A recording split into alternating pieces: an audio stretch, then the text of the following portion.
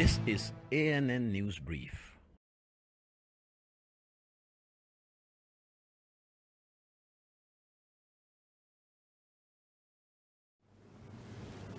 Good morning, I'm Lucy Ademi.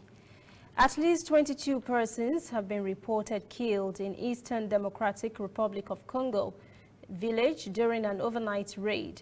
Local authorities said on Tuesday the militants struck late on Monday, killing residents of Mwenda village with machetes and guns.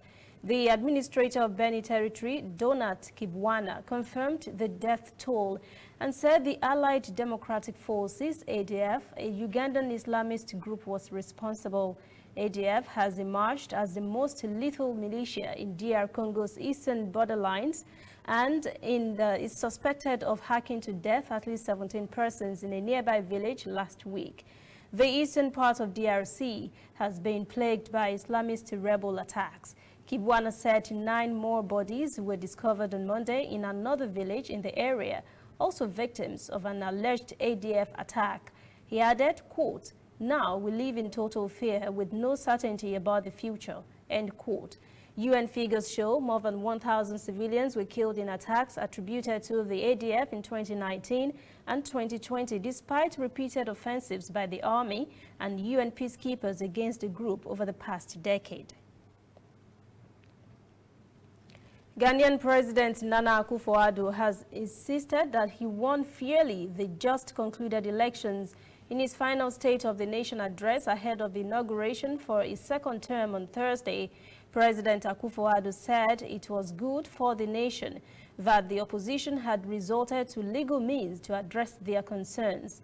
The opposition has filed a petition at the Supreme Court against the result of the poll, alleging irregularities. He urged Parliament to unite and accommodate each other's views. President Akufo-Addo also said on the economy, the coronavirus pandemic had reduced Ghana's GDP growth from a promising 6.5% to 1.9% this year, negatively affecting livelihoods. He urged a bipartisan discussion on how to address the increasing rate of illegal mining, which has polluted water bodies in the country.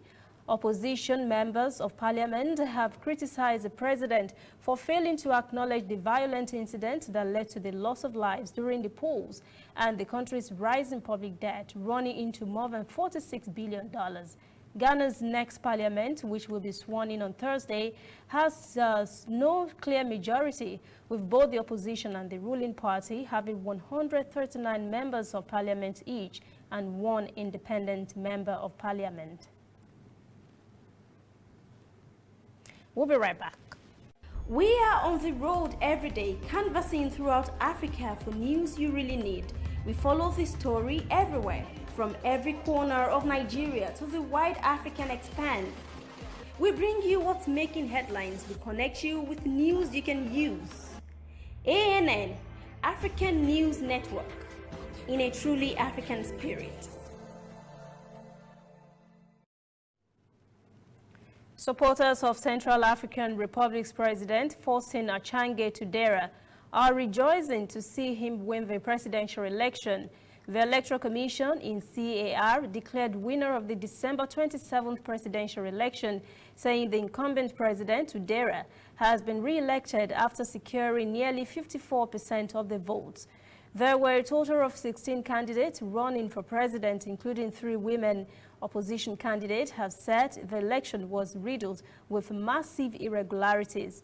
A supporter of the president told the media he was satisfied with the result of the elections because, quote, Professor Faustin Archange Touadera is a candidate that the people appreciate, end quote.